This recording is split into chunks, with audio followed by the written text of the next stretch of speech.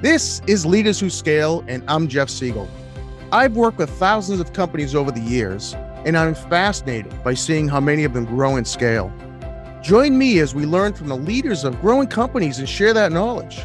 Leaders Who Scale is sponsored by Siegel Solutions, providing world-class accounting, advisory, and QuickBooks and Acumatica Cloud ERP services. Today's guest is a health and fitness industry disruptor. He's a certified personal trainer and a conditioning specialist.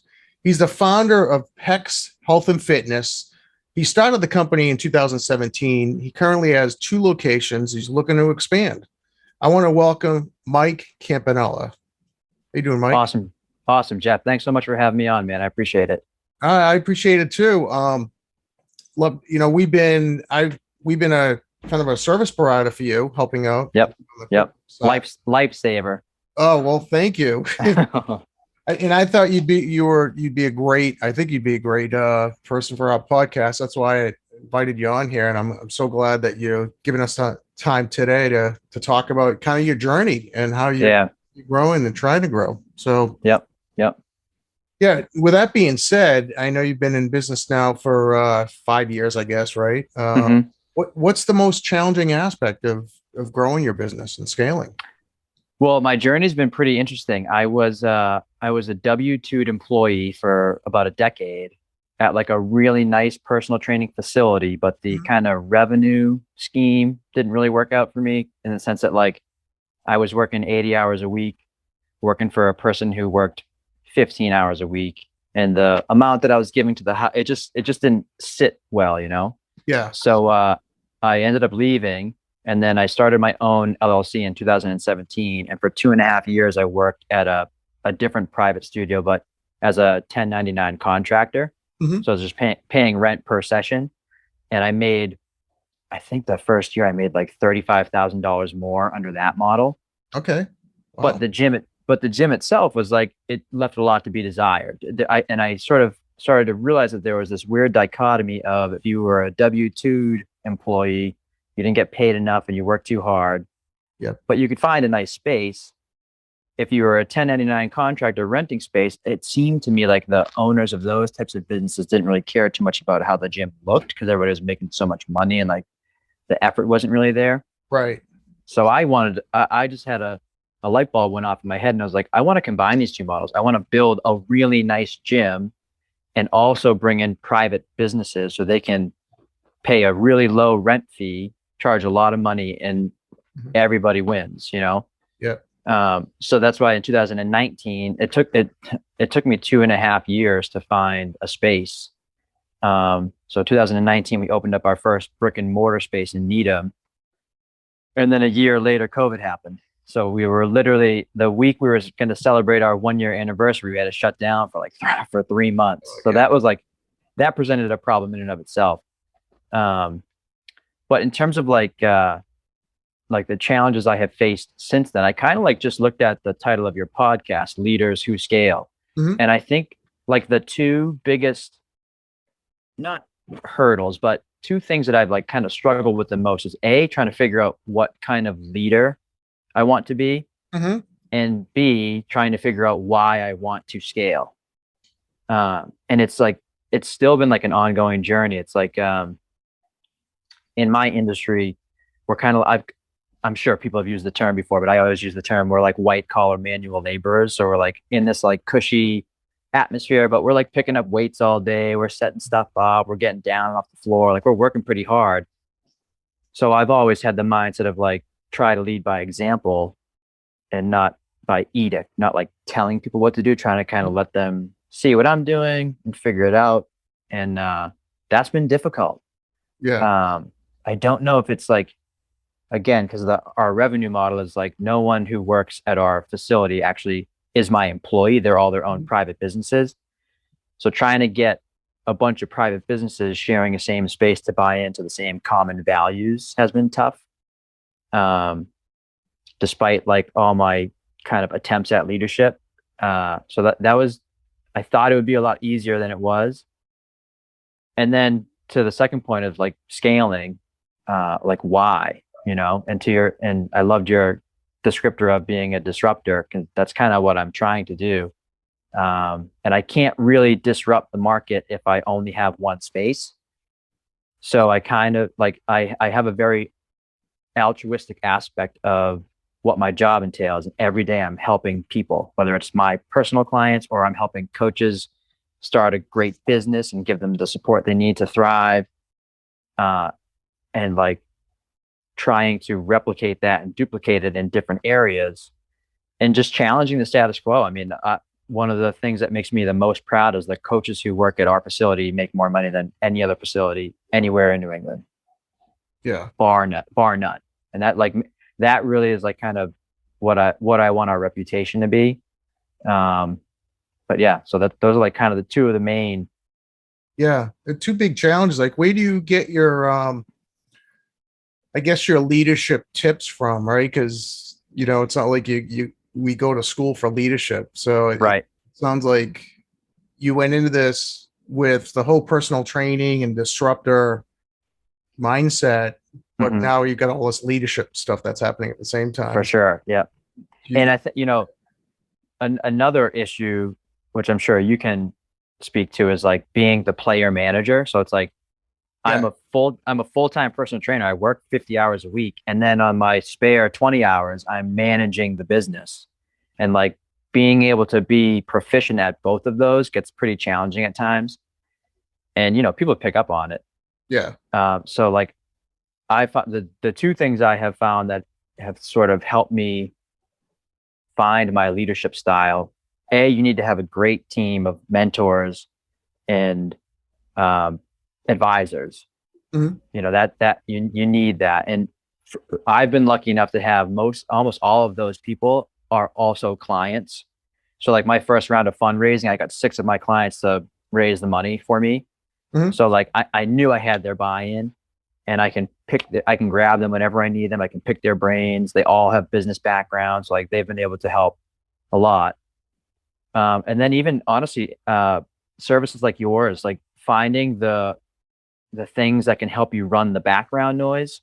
So the bookkeeping, the accounting, the tax professionals, all the stuff that I'm like not at all an expert at, Right. like, cause before I was trying to do it myself on TurboTax, and it was a nightmare. Yeah. Yeah. So like that stuff helps. And then, I mean, for me, it's just been trial and error. It's like, I read a lot, I watch a lot of, documentaries about leaders and I just kind of, I'll pick and choose things, and I try it out on the floor and see if it works. And sometimes it does, sometimes it doesn't. Right. But it's mostly been trial and error for sure. Yeah. I mean, I was going to ask you, and you just went into it. It's how difficult it is to both work on the business because you want to scale and grow and various reasons, but you're in the business. Like you just mentioned, you're like 50 hours a week in the business. In the business. And it's like, you're constant, like I'll be training you, for instance, but I'm constantly scanning the room. Like, is that person happy? Are they comfortable? Do they need water? Is it dirty over there? So it's like, you get pulled in all these different directions. I've been super fortunate enough to find a general manager, this young woman, Bianca, who has been a lifesaver. And even with our second location, our head trainer from Needham, we ended up just shipping him over to Medfield, and he's been nice, a superstar. So it's like being able to kind of in the trenches, get that trust and respect has been very helpful. Yeah. Have you thought about the day where you'd be really not working in the business? Like where you have my wife has. Yeah, sure. Very frequently. I mean, because it sounds like if you are going to scale, that you probably would have to really get out of the training business, out of the business, become, more of a business leader, Yeah, it's at least not 50 hours a week. That's for sure. Yeah. The one thing about my industry is you develop like really strong personal relationships with all of your clients, because you see some of these people 3 times a week for 10 years, more so than you see almost anybody else in your life. So they go to your weddings, they go to your birthday parties, you're going to their kids' bar mitzvahs. So it's like, it's really tough to be like, hey, I can't train you anymore because X, So that's been tricky. And then like to my previous point, my wife, God love her, she is the only reason why I can do what I'm doing. But there is that pressure of developing like a more functional work-life balance. Sure. I have a 4-year-old daughter who I don't see nearly as much as I would like to. And that's tough too. It's like trying to have these two separate goals of being a disruptor and establishing this knockout business, but also being around and seeing my family. I'm sure you can speak like, I mean, I'm still in the startup. I'm still in the startup stage. Yeah. It's like, I'm 3 years in brick and mortar. So I have like some time. I'll be 36 in August. So, I have time to get things rolling, but Sure. that's a challenge for sure. Yeah. I mean, have you thought about bringing in another trainer and kind of setting that person up in business with your clients and kind of overseeing that? I mean, Yeah, yeah, for sure. that's Yeah. kind of what we did on the bookkeeping side. I was doing accounting and bookkeeping, and I still get pulled into different projects and things, but over time I had to kind of shed a lot of that stuff to see it. That's the only way I was able to, or I'm continuing to grow as a company like you. It's hard because that's, for me, accounting is like, that's my thing, right? So it's my safety zone, my comfort zone. I know how to do it. And sometimes you just want to get away from like the responsibilities of running a business and go, I can go and do a bank reconciliation. Let me jump in there and do it, because that's my thing. So yeah.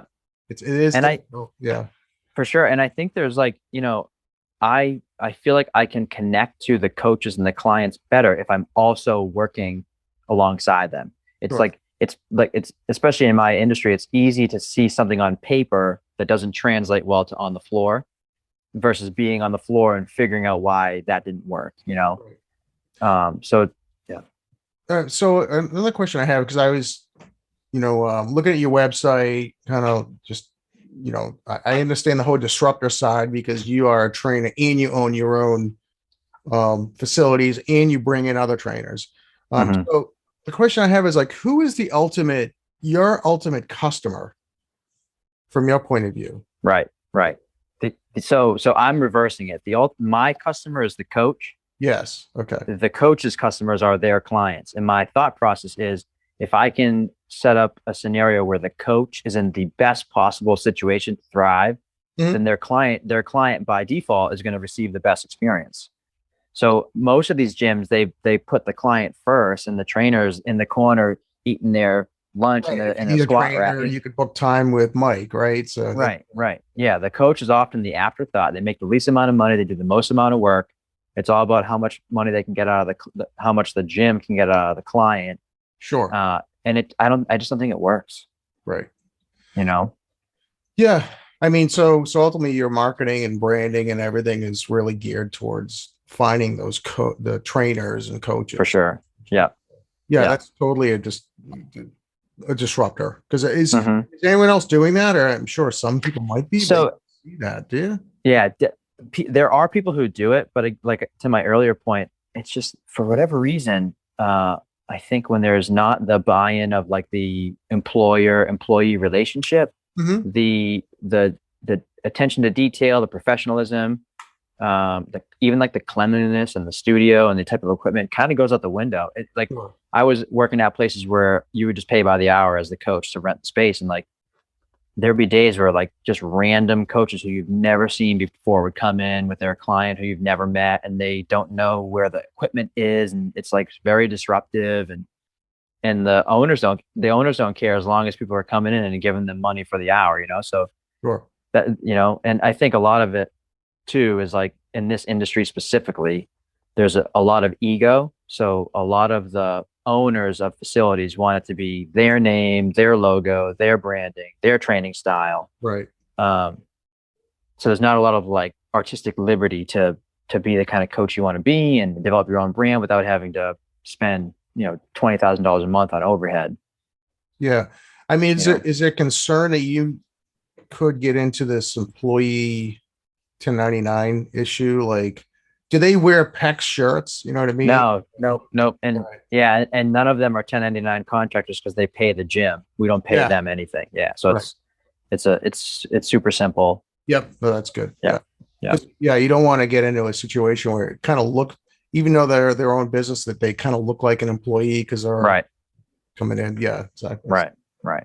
And I've like from the get go, I've discussed with them like our relationship's more like tenant landlord, Sure. not employer employee.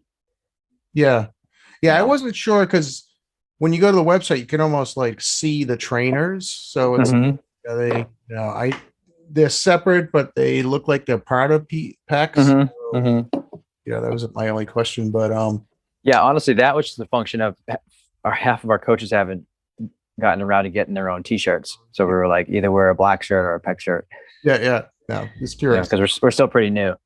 So how many have you figured out? Like, are there metrics that you have tried to calculate for your business? Like, how many trainers can I have in a location, or Yeah.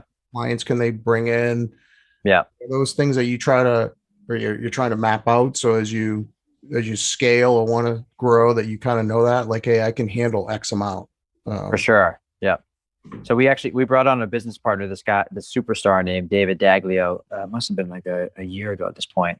Huh. He's much more business savvy than I am. So he has kind of held my hand and brought me through that process of figuring out like cost of goods sold and Sure. space utilization and trying to expand that way. Because at the end of the day, we can only make as much money as we can fit per person per hour, Right. Yeah. So, and that's like, we've had a hard time marketing just because if we spend too much on marketing and it's too successful, we can't accommodate all the people because of our space limitations.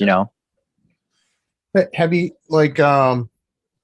have you mapped out a, I don't know, 3-year plan, 18 month? Like, is that something that you kind of try to map out, or right now it's kind of like, hey, I just want to get these 2 locations Yeah. functioning great, and then I could think about more, or are you thinking about more today? And how you Yeah. So our like kind of basic metric is once our second store hits 6 months in a row of profitability, then we'll start to look for space number 3. So once we know space number 2 is good and we have a cushion, then we'll start. And it's cool because our growth model for our coaches are like, we give them the skills and the tools here to run their own business. Yeah. And then whoever kind of stands out and is like noticeably kind of independent entrepreneurial, they'll be the next person to run the next studio. Sure. Yeah. Yeah. I mean, I was actually going to ask that at some point. Have you ever thought about at some point after a couple studios where you almost franchise it? And yeah, that's the goal. Yep. So yeah, that would, it seems like that would be a great way to expand, because you got all these people like you, like, hey, I can make more money just running this place and bring right. It's almost like multi-level marketing when you think about it. But yeah, so, and you mentioned that, because I was going to ask, and you mentioned this even earlier, but it's capital intensive, right? To set these things up, you got to buy all this equipment. And what was that like? Because you were a W-2 1099. It's not like you probably had all this money floating around and go, hey, I'm going to go buy life cycles and correct. Yeah. So, Yeah. That's where the money raising came in, bringing on a business partner. We were able to figure that stuff out, but to your point, it's upfront capital intensive. So it's like, it gets pretty stressful. I mean, we just did a build out at our Medfield gym. It's a 1,700 square foot studio. It was a full renovation. Sure. $400,000. So it's like, yeah, it's just the build with equipment, but still, yeah. And it's beautiful. It's one of the nicest studios you'll ever see. Right. But it's just, it's intense. Do you do like these realtors? They do these open houses where they bring in all the other realtors because they want them to try to sell it. Do you market like that, like a studio, brand new studio, hit all the personal trainers, have them all come in? So it's so funny you mentioned that, because literally last week we were like, we should do an open house, and we were going back and forth. And I was like, we should do an open house for trainers. We should just try. Yeah. We should just like message people on Instagram and LinkedIn and Facebook and just get trainers from nearby places to come just check out our spot. Even just a network, at worst. Right. At best you get some coaches. It's like us, like they always say, go after the chickens, not the eggs. So like for us, we get a lot of referrals from CPA firms. So instead of trying to find the end customer who needs bookkeeping services or QuickBooks services, I can hopefully go to a CPA and have create a great relationship with that person or people, and they're going to refer all their clients to me. So it's the same, Right. bringing in those personal trainers. It's a great business model, Mm-hmm. the way you have it set up. So besides like QuickBooks, what other technologies, or maybe you don't need any other technologies to run the business? Yeah, we have like scheduling software systems and credit card processing systems and like that kind of back end office stuff. But it's pretty basic when you get down to it. Yeah. Just Yeah, it seems like it. Yeah, because you're not billing the end, you're billing the personal trainers, and you're not dealing with subscriptions of right. hundreds of clients. Exactly. Right. Great. Yeah. Right. Yeah. You mentioned your wife. Does she work in the business with you too, or? I wish she is the brains in our relationship. She is actually the head of HR at a big or a upcoming biotech company in Cambridge called Orna. Yeah. So she's a rock star. She's the breadwinner for sure. Yeah. Yeah. Have you heard of, I know, because you're just starting out, and I think I may have mentioned this to you even in another call, but locally there's EO, entrepreneurs. So they're all entrepreneurs, from startup to well over $1 million. And it'd be good for you to check something like that out, because, they're all in different phases of growth. Some are very successful and multi-million-dollar companies, and some are, 100,000, 200,000, 250. You kind of learn from each other as you're growing. Nice. But so do you have to also stay up on fitness trends or fads or things that are like, for sure? Yeah. If something new comes out on a regular basis. Yep. And the funny thing is, like, the deeper I get into my training experience, there's always like a bit of truth in most of the things. So you end up having kind of non-committal conversations with people when they're like, "Oh, did you see this new thing or that new thing?" And it's kind of like, well, it could work or it might not work. It depends on you and your body or whatever it is. But yeah, we're always, and even like I have to keep up with my certification and my liability insurance and all that kind of stuff. So I'm constantly doing continuing education courses and classes and Is there a service that you like that you provide even to the other personal trainers? Can you bring in? So so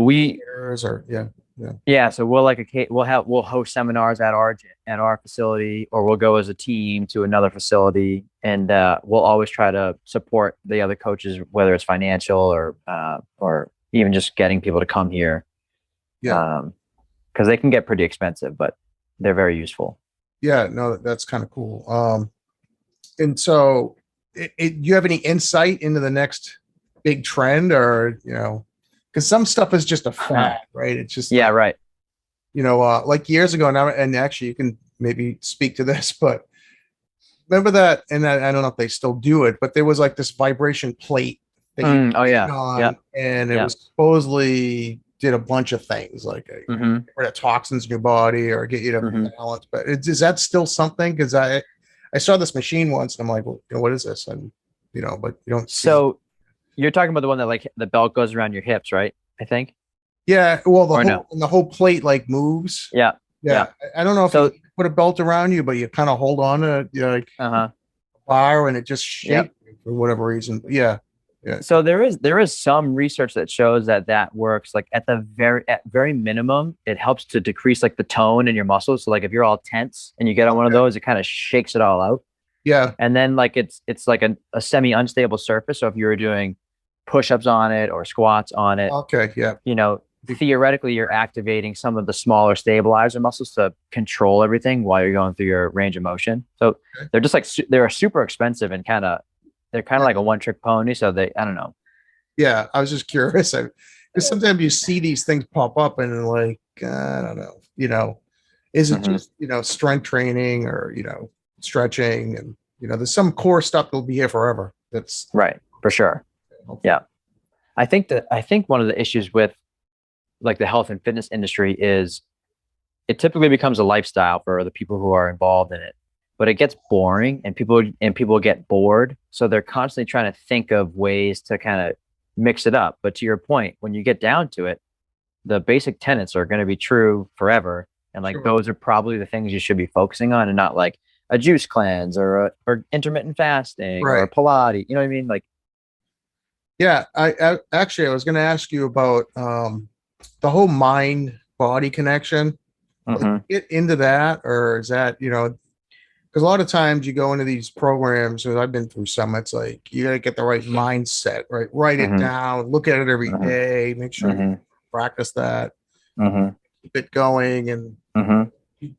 is that something that's part of what you do, or is it? Yeah, I mean, if I'm being honest, half of my job is psychiatrist, the other half is trainer. So I have a lot of these types of conversations with coaches and clients. And I just had pretty serious neck surgery like 3 weeks ago. Oh, And yeah, and this is like my fifth surgery from various things. But when I get into these scenarios of having to go through like long drawn out recoveries and physical therapy, you totally get why it can be very daunting and difficult for someone to lose 40 pounds or put on 20 pounds of muscle. It's like, once you start thinking about how long it's going to take, and if you don't have a plan and you don't have someone to hold you accountable, it's so easy to not do it at all.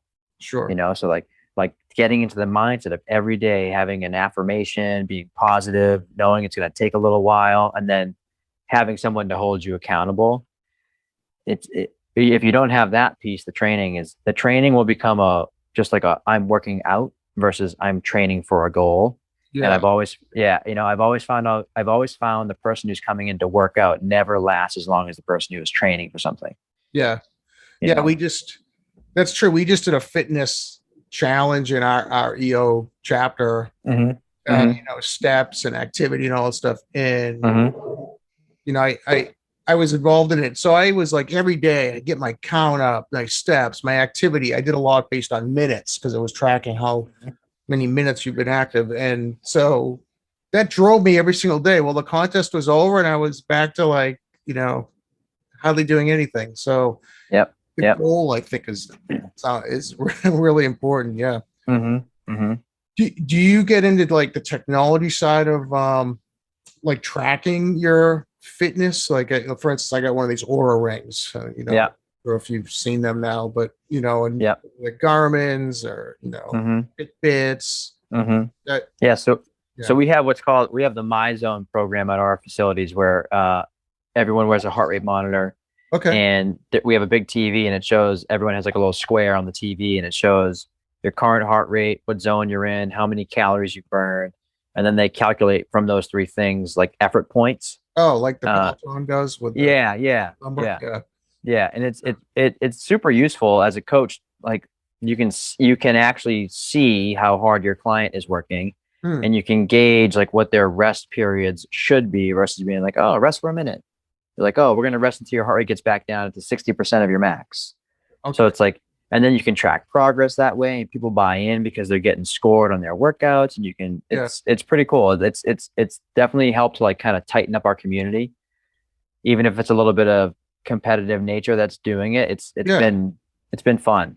So that kicks on when they come in to work out, obviously. So it's the Hmm. people who are in the facility working out at the same time, Yep. even if they don't Yep. care about anyone else, right? But they're on the Yeah. scoreboard. Yeah.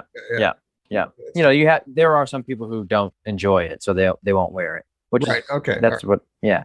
But for the most part, our serious uh train clients who are training for stuff, they're wearing them. Do the fitness the trainers charge separately, differently to their clients? Hmm. They Hmm. have their own pricing structure. Yep. Yep. Yep. Yep. They are at liberty to do whatever they want, and we just charge a flat rate because we don't. I've never been one to do percentages, because then you're like, actually you have to audit them. They could say, Right. and no, no one has ever done this, but they could say, oh, I charged Joe $100, but he really charged them 150, so I'm charging. You know what I mean? So we just charge flat rates across the board. Right. No, Yeah. that's not, it makes it easier too. Mm-hmm. Mm-hmm.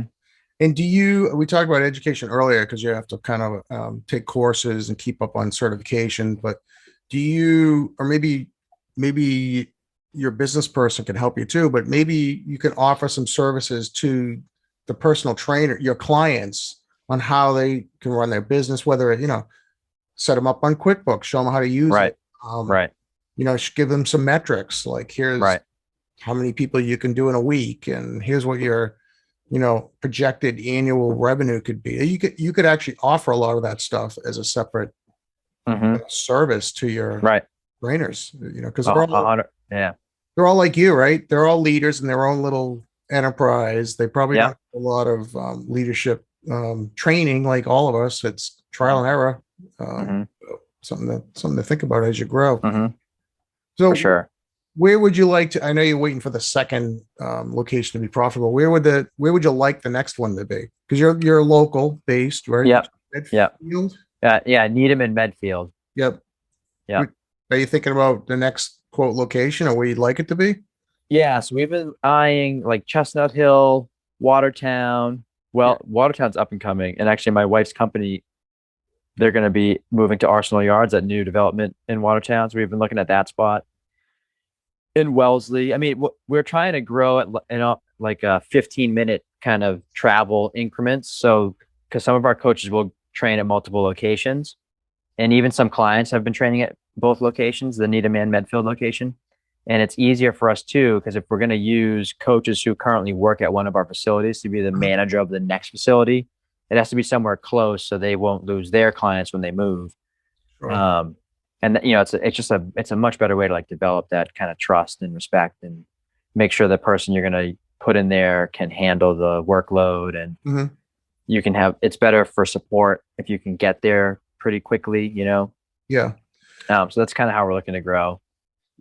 Is there can the trainers work at the different facilities? Do they have to pay extra, or is it just includes, they can go to we have like hybrid contracts for the coaches who move. Okay. Yeah. And then they book time at the different places. You said schedule, like you said earlier. Yeah. And no, that sounds great. So where would you like, let's say 5 years out, if you could look out 5 years, what would you like it to look like, the business? I'd like to have 5 gyms. That's been like our goal, 5 gyms in 5 years. It's very optimistic, especially with, I mean, we just survived a global pandemic.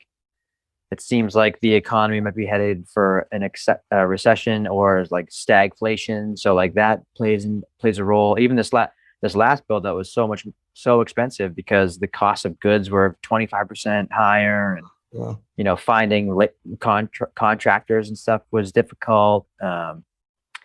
But yeah, the goal was to have 5 and 5, and then at that point we either bring in like a big equity team and we like really go for it, or maybe we just stay with a nice 5 gym company and just see what happens, Sure. Yeah. Do you have besides a business person, do you have any other people in like a management team? And I use that word loosely, I guess, because you're small, but is it just you and this person, and that kind of like tries to map this out as much as you can, even? Yeah. So it's pretty layered. We have, I have my business partner Dave, and then I have 6 like original investors who are all like, I've been training these people as clients for 10 years, and they're all like very close personal friends.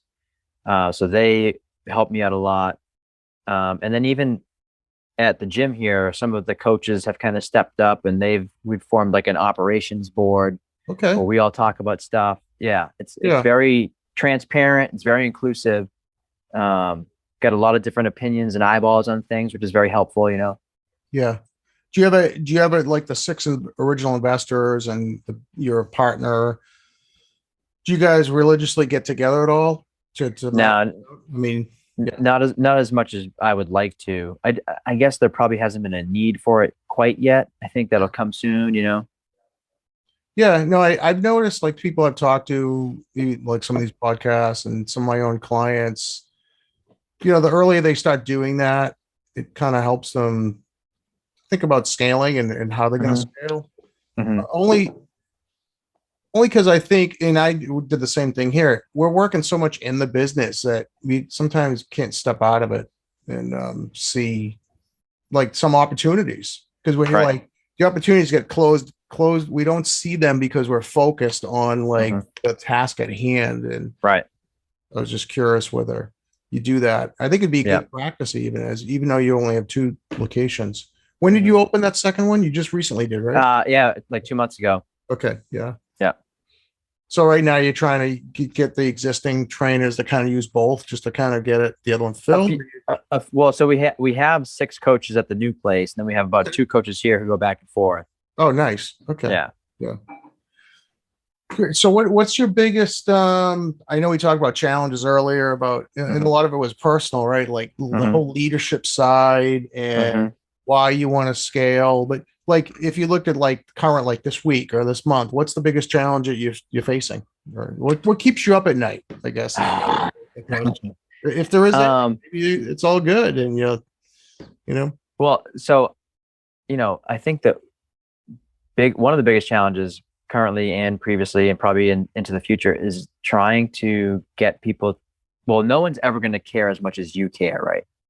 Because you own the business. No one's get that. Yeah, that ownership.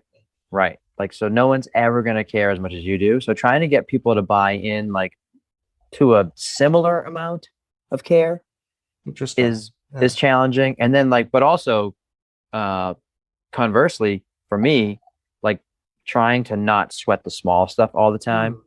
I have like super OCD and I'm kind of a perfectionist, and it's not to a fault, but it's like very at the end of the spectrum. And, I always say I'd rather it look too good than too bad. So I'm probably a little overbearing, but trying to get people to kind of meet me even in the middle has been a challenge. I mean, everyone here has been, I'm making it sound like it's a lot worse than it is. Everyone here is great. Right. But when I hold myself to a very high standard, it's tough, Yeah, no, I agree. Like I'm in my own business, I'm here at like 7 a.m. only because I have just my lifestyle, right? My kids are all grown up and they're out by myself. So it's easy for me to just get up and come here, and I usually stay late, but then I see my employees coming at like 9 o'clock and I sometimes refrain. I'm like, oh, why aren't they here earlier like me working as hard as I am? So I know the feeling sometimes of thinking like, oh, well, they're not as invested as I am. But obviously, like you mentioned, you own the company, I own the company. They're never going to have that investment. Right. But I often wonder though, like we invest in our employees, or I try to. You don't necessarily have quote employees, but like I try to invest in them just as far as development, to helping them grow as leaders as well. And I would think from your business, if you invested in them from how to grow their business, like we mentioned earlier, like whether you help them set up do a budget for them, show them how much they could make. Right. And it's less of I like doing what I'm doing and I'm making money. It's more like, hey, I can grow my own business. This is kind of for sure. Yeah. And actually, they may have but indirectly, it's growing. It's helping you and them at the same time. It's it could be a nice little side revenue opportunity. Well, you do it for free maybe, but then also you could say, hey, we could also help you get set up with blah blah blah. Right.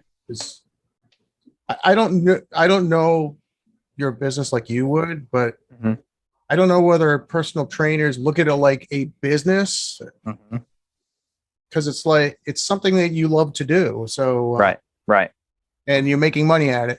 Right. They all make money at it. So I often wonder if there's got to be something that flips like you did with your current business, where it's like, hey, wait a minute, I can make a business out of this, and for sure step out of you working in the business and start working on it. And maybe it's getting them to do that too. It is definitely difficult because they have to do the work, right? So they're not, but it's a mini business. The business is their clients, scheduling with them, billing them, maybe offering products of some kind. Hey, I don't know, vitamins, technology. Right. Yeah. Because one of the obstacles with being a personal trainer is you only get paid when you work. Yeah. So people get stagnant and they get a little antsy if they don't see any growth potential, which is totally normal, especially if you're a good coach. So that's one of the things we've been trying to solve for here is like, what next, because we've had a few coaches that are like, all right, now what? I'm training 40 hours a week. I don't want to train any more hours a week. How do I make more money? And if I go on vacation next week and I can't see any of my clients, I make $0. So so a lot of our mission is trying to solve that problem too. Growth potential. Even we have a program here where if a coach goes on vacation and their clients come in and train with another coach, they still make money off of it. So they'll make money while they're gone, like all that kind of stuff. We're trying to solve that problem for sure. Yeah, and how maybe helping them create YouTube videos or give little information, so it's helping them market at the same time. Right. And obviously, enough people start watching things, and you can get ad money and just probably other opportunities where you could turn it into a business for them or help them with that. So cool. All right. Well, no, this has been fun. So tell me just a little bit about yourself, right? So you're local, born and raised locally, it sounds like. Yeah. So I was born in Easton. Easton. Yeah. On Cranberry Lane, right by the cranberry bogs. I lived in Highland Street, so we used to go ice skating the cranberry bogs. Interesting. We used to go down Highland. There was a path that would cut all the way in the back. It used to be an old camp 100 years ago that was back there, but I used to go ice skating there. Interesting. Yeah. So my mom and dad, John and Ruth, they still live there. And then I have a younger brother who works for the Kager Group, the Crafts Analytic Group at Gillette Stadium. Okay, nice. Yeah, he's a superstar. And then my sister is a maniac. She got 3 kids. I think she works for a big finance company. I can't remember the name off the top of my head. And then my older brother's a paramedic, so he's like, wow, he's in it. Yeah, he's the man. He's got some crazy stories. And you're all local, right? You all get together. Yep. So we see each other all the time. Very close family. And then okay. What's that? No, I said you mentioned a daughter, right? Is that what you said? Oh yeah, yep. I got a 4-year-old daughter, Layla. She's the light of my life. She is just incredible. And it's mostly due to my wife, Liz. Is just the best mother. And her dad, Tom Milano, helps us a ton. He's been a rock star.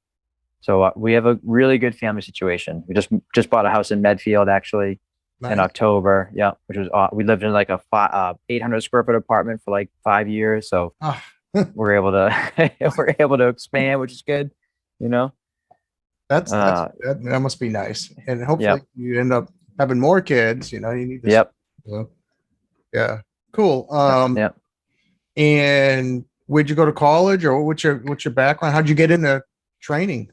Yeah, so it's a funny story. I went to Trinity College in Hartford, Connecticut. I was a sprinter on the track team, and I created my own major. So it was an American Studies major with a concentration in race relations, and I was going to go to law school afterwards. And while I was studying for my LSATs, I decided to just do some personal training on the side because I was very familiar with the weight training industry, and I had been training my whole life as a football player and a track athlete and a boxer and a jiu-jitsu practitioner. So I was very well versed in that stuff. So on the side, I was like, oh, do some personal training while I'm studying for my LSATs. And I just fell in love with training. And I had buddies who were taking their exams, and they were going to law school, and they were all miserable. And I was like, you know what? I think I'm going to do this. And, I broke my parents' hearts for sure, because I went to a very expensive school. Yeah. But it's, they, to their credit, they trusted my decision, and they knew I would do a good job at it. And, 10 years later, I own 2 gyms, and we're cranking. So they're proud. No, you got it off to a great start. And I think there's like so many like opportunities for you to grow, just listening to you and the market. And, there's probably a ton out there. And I think when you start getting out of the workload of the business and start thinking about on the business, which you're doing probably after hours. But if you do more, I think you're going to just like the lights are going to start popping. Like, okay, just start thinking about how it grows. There's just so many opportunities, which is, it's not just personal training. It's right, for sure. Cool. All right. So I know, let's see where people can find you. You're on LinkedIn. Michael Campanella. That's there. And then your website. You want to throw that out there? Yeah. pexhealthandfitness.com. Yep. And what's And then we're Pex for? Personalized exercise. Okay, cool. All Yeah. right. Yeah. So it was like, I think I came up with the name. So it was like 10 years ago. I was originally trying to develop an app, like a personal training app that was like Uber. So you could sign up for it as a potential client. You turn your beacon on. Hey, I'm looking for a trainer at 12 o'clock on Tuesday. And as a trainer, I can respond to you and you can find me. And it could be like become a permanent thing, or like if you were going on vacation and you're in Chicago and you're like, I want a trainer for the weekend. How do I find, Yeah. And, but I couldn't think of a name. And I was with my buddy, this guy, Jeff Naylor, who at the time was the CFO of the TJX company. Okay. And we were like kind of going back and forth. He was joking around. Then he goes out of nowhere. He just goes, Pex. And I go, personalized exercise. And then we just high five. All right. That's awesome. Yeah. It was amazing how these ideas like pop. Yeah. So, yeah. Cool. So pexhealthandfitness.com. You're in Medfield. You're in Needham. Yeah. You'll be in Watertown in a couple of years. That's the hope. Yeah. Hopefully down the road.